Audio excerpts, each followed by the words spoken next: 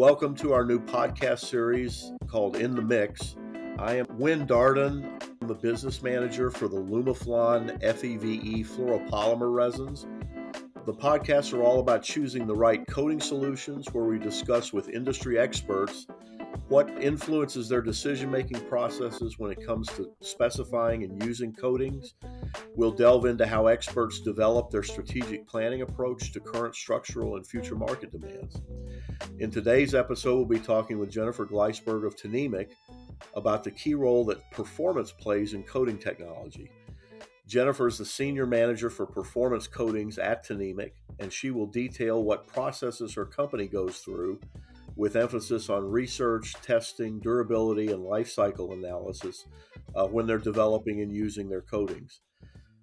Jennifer, thank you for coming in, and why don't you tell us a little bit about yourself and the Tnemec, if you would. Yeah, thanks for having me today, Wynn.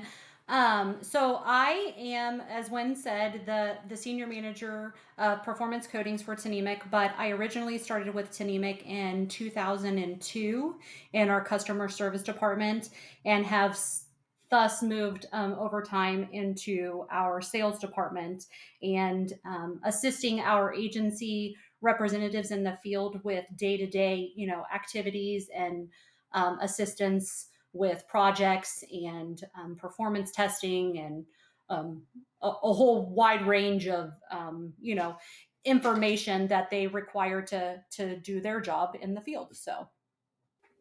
So, Jennifer, we kind of wanted to talk about, I guess, go through the process you guys use. You're manufacturing high performance coatings. What How do you start to formulate materials like that, and what role how important is the formulation and its performance over periods of time? Sure.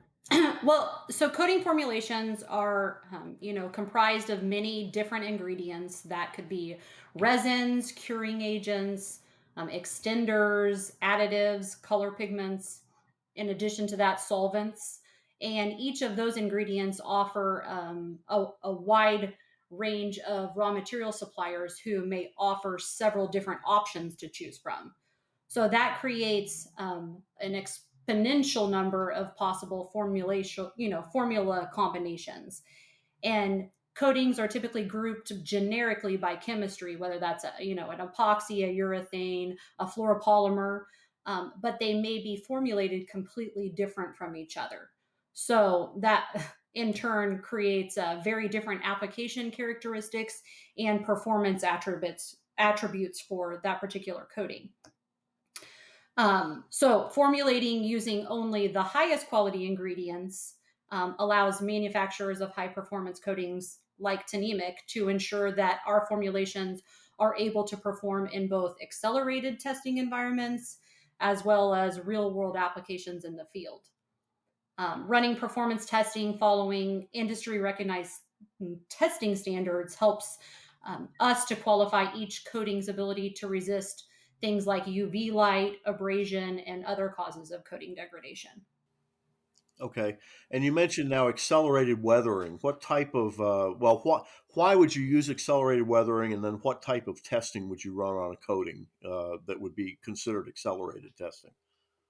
So there's different accelerated testing, but say you're talking about UV exposure, that would be something like ASTM D4141 for Amaqua, and that would show, in an accelerated time period how that coating is going to perform when subjected to UV degradation. And that Amaqua test, I think, is quicker than natural weathering, right? It is, yeah. And I plan to, I think throughout the rest of the podcast, I plan to kind of get into some of that. But yes, it is a little bit quicker. And it also is easily correlated to real world, South Florida exposure as well. How do you compare coating types and then coatings made by different manufacturers?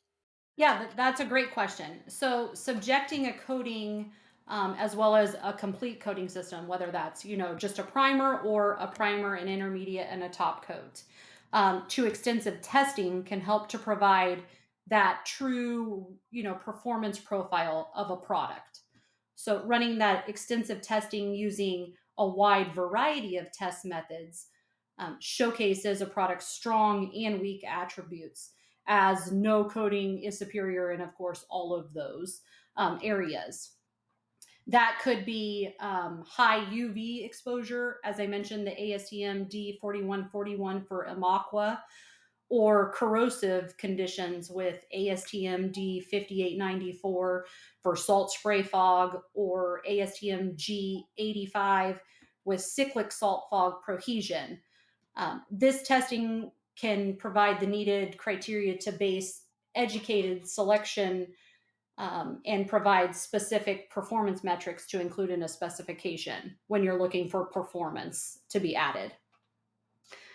In theory, that means that careful analysis of comprehensive product performance data, as I mentioned, taken from a multitude of different tests, is the best way to determine the true differences in coatings from one manufacturer to the next. And there are several, well, quite a number of choices you have in that area. There's UV light called QUVA, QUVB. You mentioned Imaqua. There's Xenon Arc. There's a whole series of these tests that people run through. Now, when you do the accelerated testing, obviously you can't simulate the real world 100% in an accelerated test. Do you combine that information with the data that you have from, say, exposures in South Florida, which would be considered real time? We do. We combine that. So yes, we're not only using the accelerated data, we're using real world, performance data as well to combine those together to understand the performance of the coating, and not just using one or the other to determine that. And you guys have, my understanding is, you guys have more than well, some of your coatings are more than 20 or 25 years of real time exposure. That's right. And I'll talk throughout the other portions of the podcast about case histories and how that is also important, not just using your real life and accelerated testing, but also applying the case histories to that to determine the real true life cycle of the coding system and how long it's going to perform. And why would you use then accelerated testing? I know, what reason for that? Sure, but as we know, coding technology is very dynamic, and initial results are required quickly. So, accelerated laboratory testing is intended to put extra stress on a coding and cause premature degradation. The usefulness of that accelerated testing is that it's standardized with controlled perimeters, which allows for that comparison between products when you're determining, which product is going to be the best for a particular project. And it also helps to compare manufacturers and the valuable performance attributes of a particular product. So, accelerated testing can be correlated to real world performance, as I mentioned, if the data is available. And we talked about the Imaqua ASTM D4141, which is that equatorial mount for mirrors for acceleration with water. And it is the most widely used outdoor accelerated weathering test. And it's reported in megajoules per meter squared, and that test protocol is designed to emulate extended sunlight exposure. Those results can be compared with years of average South Florida radiation. So that's when you were talking about the real world performance. And to put it into the listener's perspective, 3 to 4 months of Amaqua testing, or 280 to 300 megajoules per meter squared, equates to roughly around 1 year of South Florida radiation. So I think putting it putting it in that context helps one understand, how those accelerated tests can correlate to real world exposure testing as well. So you guys must work pretty hard then on trying to correlate these accelerated tests. Absolutely, yeah, because in the real world, if if you want 5 years of case histories, that coating's got to be around and be tested for 5 years or 20 years. The same thing. However, you're looking at it. So it takes quite a while to get that real life, real world performance data. And the accelerated testing helps us as a manufacturer understand how our coatings are going to perform in a shorter period of time. Is that standardized type testing? Is that all you need to prove the quality and long term performance of a particular coating or coating system? I mean, the standardized testing definitely helps, but product selection should not only be based on testing, but rather that combination of testing, both accelerated and real world, as well as case histories. So, asset preservation really starts with selecting the right coding system. So, you want, when you're looking at any type of project, and the owner says they want 25 to 30 years of performance. We have to look at it as a manufacturer and determine what products are going to work in that application, just like a specifier would when they're writing a specification. So there's lots of influential properties that can affect how long a coating lasts. That could be formulation, that could be structural design, could be environmental conditions, um, application procedures, and etc. So the coding system used to protect an asset should be selected on the basis of the asset's environment. So you don't want to recommend a coding or choose a coding that's not going to be applicable for the environment that you're trying to protect. With the product's particular performance strengths matching that asset's environment. And as I mentioned, whether those are, pressures with UV light, whether that's a coastal environment where the coating could degrade, at a quicker rate than in a different environment, the coating chosen should be designed to stand up to them. And it should also be verified that the coating's anticipated lifespan. And what I mean by lifespan is, yeah, how long that coating is going to last or how long you need that coating to last fits with the long-term asset management timeline as well as the life cycle cost. So, are you looking at a coating that may be more expensive in the beginning when you're pricing out the project, but it could last twice as long and in theory be less expensive over the lifetime of that of the lifetime of that coating and that project. So, how would you monitor the life cycle cost? Talk a little bit about that. How do you guys do that? And I'm assuming that's based both on accelerated testing and on real time data when you present that to an architect or an engineer or a asset owner.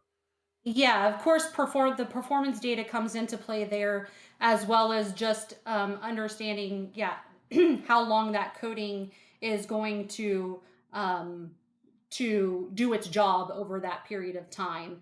Say that's 20 years, and you're looking at the cost over that 20 years of having to do maintenance, to keep that coating up, or are you going to choose a product in the beginning that costs less but has to be applied or had maintenance on it every 5 years? So in in theory, that of course would cost more because you're having to do, you know, application and surface prep and all these things that are part of that life cycle cost, when you could choose a coating that might maybe a little more expensive in the beginning but last you that 20-year period where you don't have maintenance. And on we're very a big market for us is water tanks, and so water tanks is something where you wouldn't want to have to recoat that every 5 to 10 years. You want something that's going to last 25 to 30 years and give you that protection. You mentioned things like surface preparation, coating costs go into that. What are there any other factors that you might consider um, in that life cycle cost analysis? Yeah, there's labor, there's equipment, there's supplies, there's environmental related impacts and costs, there's asset downtime, Of course, you've got the material and your surface prep, as I mentioned already too. So those are all things, in addition to equipment.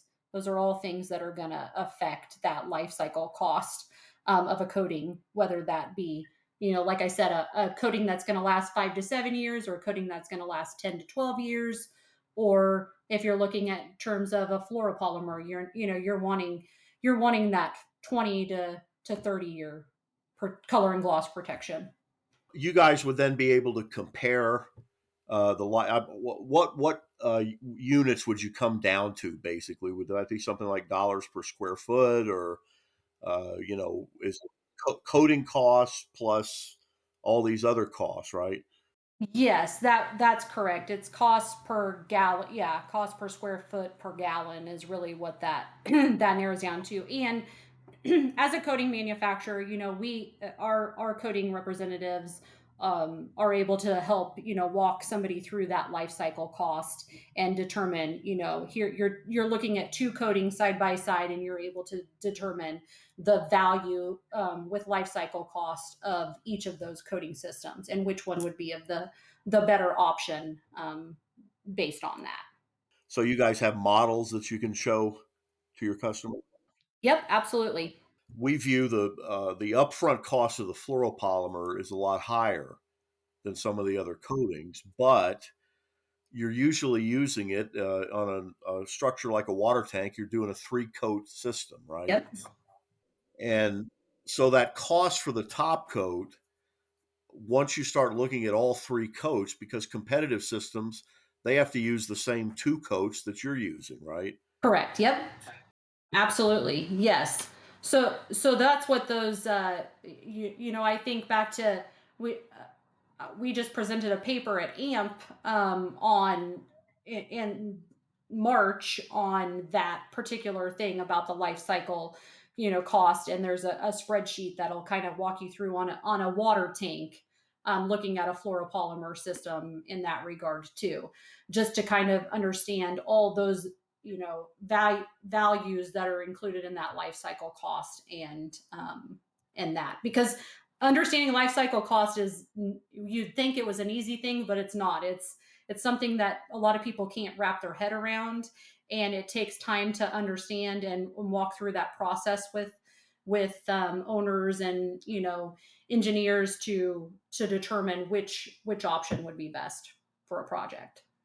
I know this is probably a range of answers here, but what type of a overall cost advantage for, say, a conventional versus, say, conventional polyurethane would a fluoropolymer have? At the end of the day, you would spit out a dollars per square foot per gallon or whatever that unit is that you're looking at. What type of advantage would the fluoropolymers typically have? I know that varies. So let's look at it this way. The independent of an asset, only dependent on a coating's lifespan. You take a polyurethane at 6.5 mils with a predicted lifespan of 19 years, and you have a cost per square foot per year of $1.21, versus a fluoropolymer at 6.5 mils with a zinc rich primer underneath at a predicted lifespan of 30 years, and the cost per square foot per year is only 80 cents. So you take from 80 cents to $1.21, and you can do the math easily. So looking at that, over, like I said, when you're looking at that life cycle cost of just the top coat, you really get that sense of understanding as to the savings that you're getting over the lifespan of that coating. How about your case studies now? As we mentioned earlier, that you guys have had assets that have been out there for more than 20 years. What value do those case studies provide um, in assessing the performance of the coating? Then, So accelerated and real world testing are important, as I mentioned, to show the overall performance of a coating and or a coating system. But in addition to the testing, real world case histories should be utilized to document that actual life cycle of a coating or a system in a similar project environment. Those visual observations are easy to evaluate. So, say you're looking at a water tank, and you can see, degradation over time on a water tank pretty easily. But what about an application on the interior of a structure, or in immersion, or even inaccessible areas? Those are a lot harder to evaluate. So, for added provability, case histories should be inspected and written by a third party. So, say after I look at the way Tnemec does things, a water tank that's going on 20 to 25 years, we're looking at trying to get third party, inspected and written third party case studies of the exterior and interior of those tanks to show actual provability that our systems are lasting over that period of time. Not just what Tnemec is saying, but what we see from a third party, as well. So would they go to a project site or an asset site, and would they look at can they measure properties after that long? And Yeah, yes, they can. And so it would be, with the help of of course, our coatings representative in that particular project area, that would work with the third party inspector, and get that going, as far as writing the report, and getting that inspection to really show, that. And as you mentioned earlier, we have coatings that have been around that long, and we are able to now get that third party, inspecting and written, reports to show that true performance of our products. okay, what would they be looking for? They look for, of course, a lot of the testing, the I mean, if there's failures, if there's, things of that nature, where a lot of the reports would say that, it was assessed, and with proper maintenance, this coating system could last many more years. Well, that's fine. I just wanted to get an idea. I mean, we have in our company, of course, we did a lot of work on bridges in Japan. And one of the things they would do is they would paint half a bridge with, a current coating like a polyurethane, and the other half they paint with the fluoropolymer. And then they let them sit. Some of these bridges have been out there for 30 or 35 years. And one of the things that they're in some cases are able to do is to monitor gloss retention and color change. So they take the initial readings and then they go back every several years and they'll read it again. Of course, they clean the surface. I think they get accumulation of dirt on it and everything that affects those measures. But they're actually able to deliver. Here's what the color change has been over the period of time that the bridge has been in service, and the fluoropolymers offer really remarkable performance. With 70 or 80% gloss retention after 30 some odd years, 32, 33 years. So, and there really aren't many products that can do that other than the fluoropolymers, in our opinion. And that's really that's exactly correct, and those are really what we are getting, that data on right now, is the fluoropolymers. Really, it's on the tank side. Not to say that we couldn't do that on the architectural side, or whatnot as well, but that's really where we are seeing those tanks really performing well after that amount of time, and said, well, let's get a third party written, tester report, and see really how these are holding up over time. So we're giving, first priority to those 15 to 20 year or plus year tanks that have been coated with fluoropolymer. You mentioned architectural coatings. Could you talk a little bit about that side of the business? I know a lot of your business is water tanks, but I think you guys have been doing more and more architectural over the years as well. Yeah, and you mentioned bridges, and we actually have a couple of bridges going on right now that are utilizing fluoropolymer. So those are very exciting for us because that's a market that we haven't we've dabbled in but haven't gotten. We're trying to get our feet feet more wet in that department. So per se. But yeah, as far as the architectural as well, that's stadium applications, that's exterior, metal buildings, canopies, airport, architecturally exposed structural steel, all of those things can utilize systems, with polyurethanes or fluoropolymers, depending on, the requirements of the project and how long they want those assets to last. And those would typically be like the water tanks. Those would typically be repainting projects then. Not always. No, we probably do just as many new projects, new builds as we do repaints. I don't know on a percentage, but I would say it's pretty even as to that. But looking at things, of course there's always the overcoat application, but there are considerations when diving into that, process, as well as to doing a test patch and understanding how the coating system is going to last over an existing substrate and coating system that was previously there as well. So with the emphasis on performance, coatings that provide, long life cycles and limited maintenance are considered true high performance.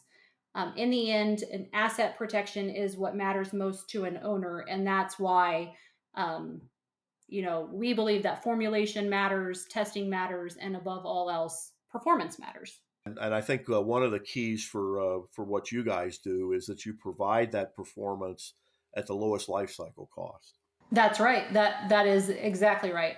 That's really what differentiates us. I feel is that we can provide that, and we know that we're basing that off of, that standardized testing that we really feel is important to understand the value and performance of a product, no matter what that product is. If it's a primer, it's an intermediate, if it's a top coat, they all matter, in regards to performance.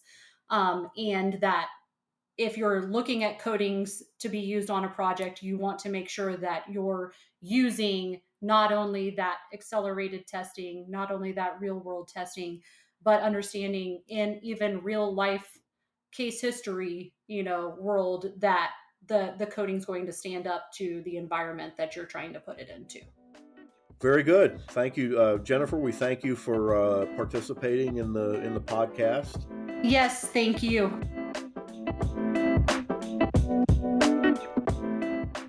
Thank you for listening to our podcast, In the Mix. If you enjoyed this episode and you'd like to hear more, be sure to subscribe. To catch all the latest from Lumiflon, you can visit our website at lumiflonusa.com or follow us on Instagram, Twitter, and LinkedIn at LumiflonUSA. Thanks again. See you next time.